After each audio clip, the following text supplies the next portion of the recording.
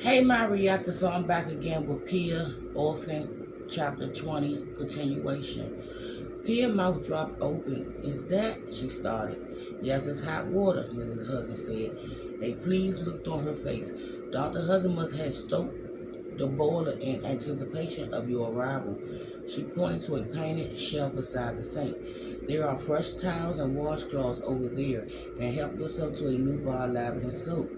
When the tub is halfway full, just turn the handle to shut it off and leave your clothes on the floor.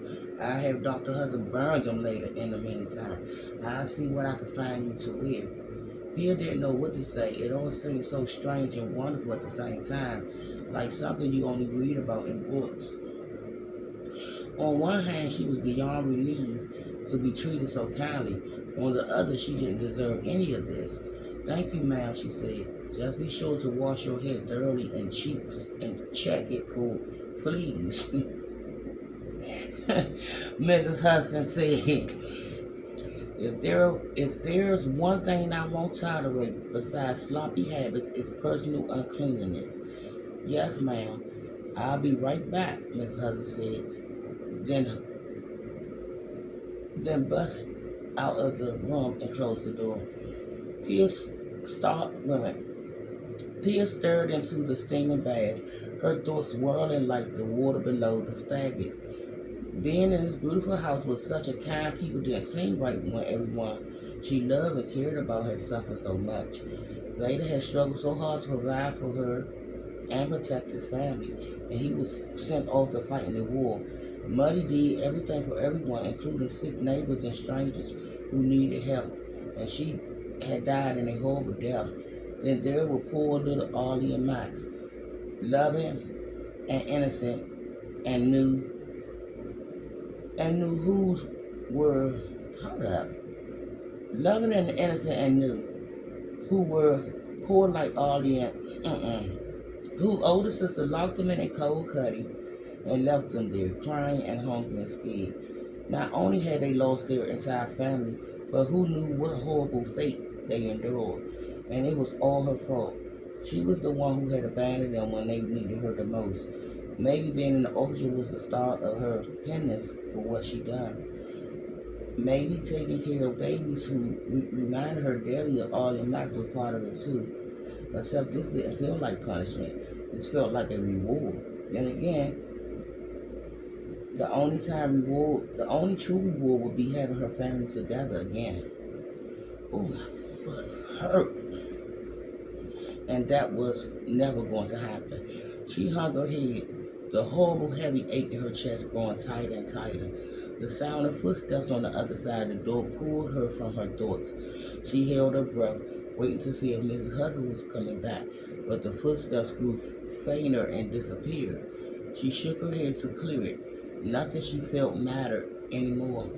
The only thing she could do was keep going and do the next thing, even when she didn't have the strength or desire to go on. She undressed, shut off the spaghettis, and got into the tub.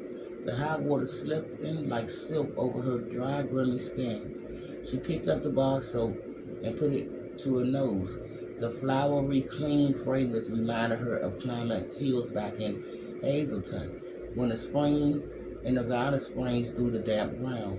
A wave of homesickness swept over her, so powerful she nearly cried out, and hot water squeezed from her eyes.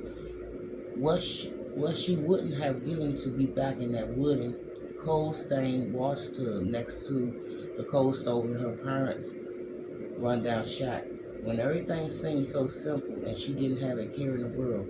Then she pushed the door away, berating herself for giving in to her emotions again. She didn't deserve her own pity. Someone knocked on the door. Pia, it was Miss Hudson. Yes, ma'am. I found some clothes for you to wear. It's an old outfit of mine, but I think it will fit just fine. And I had several more that would work too. No need to get out the tub. I'll just slip it in through the door. Thank you, ma'am, Pia said. The door opened a few inches and a neat stack of fold clothes, topped by a pair of pointed boots, slid in the floor. Take your time getting cleaned up, Mrs. Hudson said, and meet me in the kitchen when you finish. Yes, ma'am. After scrubbing layers of dirt and a desperate smell of the orphanage from her body and hair, Pia laid back in the hot, soapy water, surprised that she could nearly stretch all the way out. She could have stayed in the warm cocoon for another hour, but didn't want to keep Mrs. Hudson waiting. She climbed out and dried off with the thickest towel she could ever felt, then picked up the boots and stacked the clothes by the stool. Cotton bloomers, a silky chemise, and a pair of knee socks laid folded on top of a lilac colored dress with an ivory sash. The boots looked brand new, with leather buckles and cloths covering buttons. She put the undergarments on, pushed her bare leg and calloused feet into the stretchy socks and boots, then slipped the muslin dress over her head.